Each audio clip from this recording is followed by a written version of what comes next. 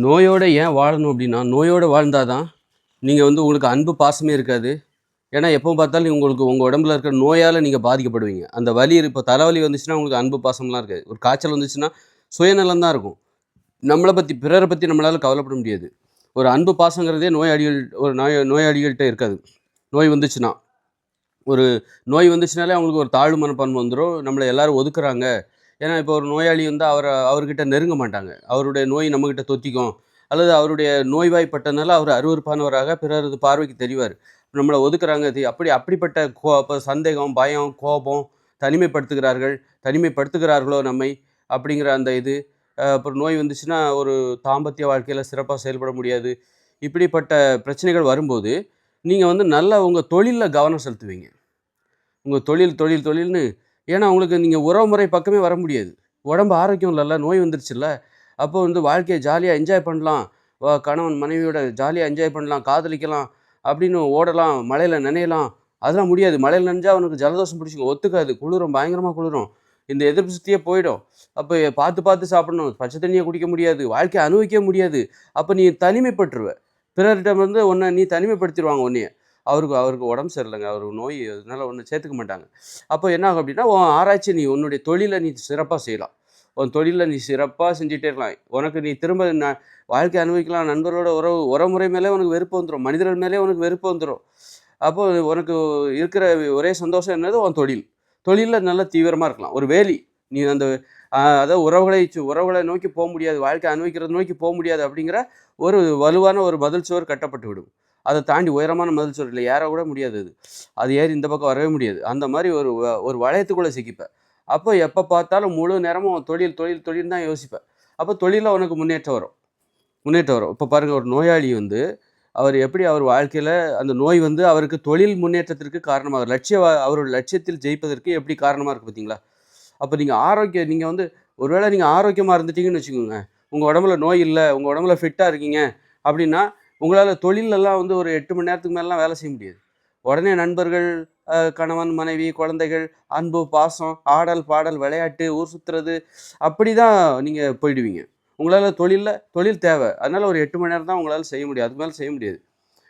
அந்த மாரி உங்களால அ ஒரு தொழில் துறையில அப்படி பெரிய சாதனைகள நிகழ்த்த முடியாது. ஆனா, நீங்க மகிழ்ச்சியா வாழ்வீங்க. குடும்பத்தோட, குழந்தைகளோட அன்பு, பாசம், ஆரோக்கியம், பிறருக்காக அழுவது, சிரிப்பது, கண்ணீர் வடிப்பது, பிறருக்கு உதவி செய்வது அப்படின்னு சொல்லிட்டு, அது ஒரு வாழ்க்கை. இந்த மாரி அப்ப நீங்க எத தேர்ந்தெடுக்கிறீங்க?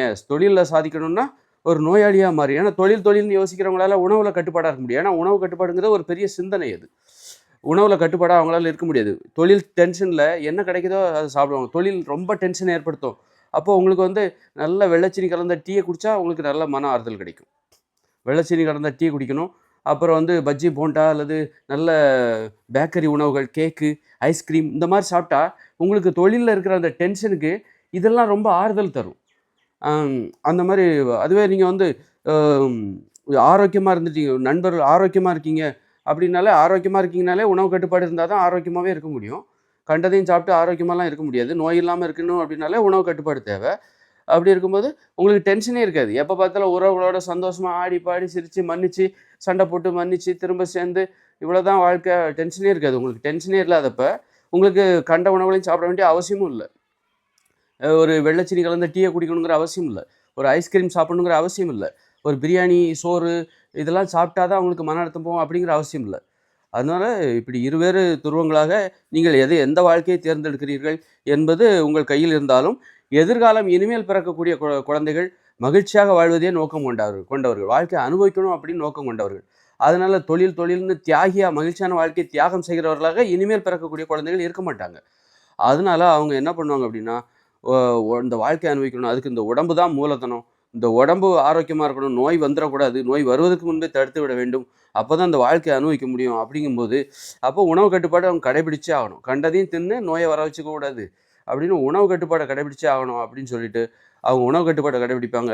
அ அதன் மூலம் மட்டும் தான் ஆரோக்கியம் சாத்தியம். உணவு கட்டுப்பாடு கடைபிடித்து விட்டாலே என்ன உணவு கட்டுப்பாடு? அரிசி, கேழ்வரகு, கோதுமை, சாமை, திணை, குதிரைவாலி இது போல தானியங்களை சாப்பிடக்கூடாது. சாப்பிட்டோன்னா இது ஒரு போதை உணவு. இது ஒரு மாசத்துல 2 மாசத்துல ஒரு வாட்டி வேணா சாப்பிடலாம். ஒரு 4 நாளைக்கு ஆசைக்கு சாப்பிடலாம். ஏதாவது பேரிடர் காலம் வந்துருச்சு, புயல் மழை வந்துருச்சு, அப்போ வெளியில எல்லாம் உணவு தேட முடியாது அப்படின்னா, அப்போ இந்த மாதிரி சேர்த்து வச்ச அரிசிகளை வச்சு பொங்கி சாப்பிட்லாம்.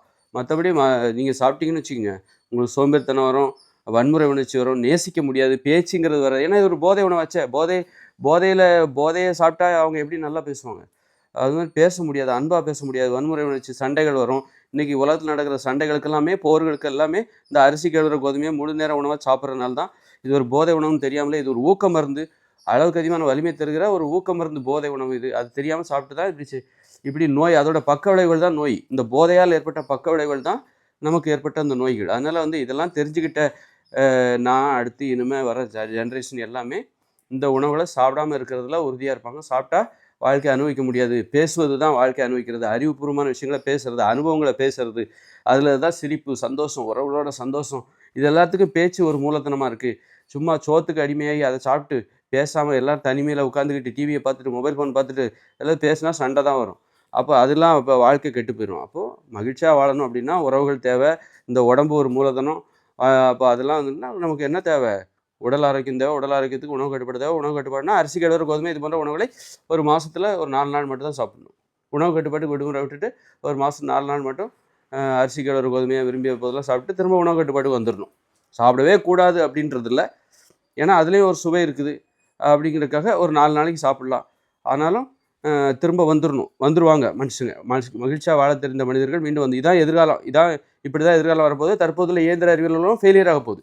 இந்த இயந்திர அறிவியல் உலகம் தொழில்னு போகிறாங்கல்ல, உடல் நோயை ஏற்படுத்திக்கிட்டு, நோய் வந்தாலும் பரவாயில்ல, தொழிலில் சாதிக்கணும், தொழில் தான் போகிறாங்க பாருங்கள். அவங்களால் தான் அப்படிப்பட்ட தியாகிகளால் தான், மகிழ்ச்சியான வாழ்க்கையை தியாகம் செய்கிற அப்படிப்பட்டவர்களால் தான் இந்த இயந்திர அறிவியல் உலகம் இன்றைக்கி இப்படி கட்டமைக்கப்பட்டிருக்கு. தியாகம் செய்கிற தியாகிகளால் உருவாக்கப்பட்டது தான் இந்த இயந்திர அறிவியல். இனிமேல் மகிழ்ச்சியான வாழ்க்கையை தியாகம் செய்வதற்கு இனிமேல் பிறக்கக்கூடிய குழந்தைகள் யாரும் முன்வர மாட்டார்கள். அவர்கள் 16 வயதில் காதலிக்க முனைப்பாக இருப்பார்கள். 18 வயதில் காதல், 19, 20 வயதில் கல்யாணம், 40 வயதில் பேரம்பேத்தி, அப்புறம் கொள்ளு பேரன் அப்படின்னு 80, 100 வயசில் 5 தலைமுறையை பார்த்துருவாங்க. இதுதான் வந்து இயற்கை. எல்லாராலையும் முடிகிற ஒரு லட்சியம் இது. எல்லாராலையும் இந்த விஷயத்தில் சாதிக்க முடியும். அப்போ அதை நோக்கி தான் போவாங்க. நீங்கள் டாக்டர் ஆகணும், இன்ஜினியர் ஆகணும்னு போனவங்க எத்தனை பேர் சாதிச்சாங்க? பல பேருக்கு ஏமாற்றம். ஒரு சிலரால் தான் சாதிக்க முடியுது. அப்படி இருக்கும்போது அப்போ சாதிக்கவே முடியாது, எல்லாராலையும் சாதிக்க முடியாத விஷயத்தை நோக்கி எல்லாருமே போகணும் அப்படிங்கிறது ஒரு முட்டாள்தனம் தானே. அப்போ எல்லாராலையும் முடியும் அப்படிங்கிற ஒரு உத்தரவாதம் கிடைக்கிற ஒரு துறை தான் இந்த மகிழ்ச்சியான வாழ்க்கைங்கிறது. எல்லாராலையும் மகிழ்ச்சியாக வாழ முடியும், எளிமையாக வாழ்ந்து அப்படின்னா அதை நோக்கி தானே எல்லாருமே போகணும். அதானே சரி, இதுதானே நியாயம், இதுதானே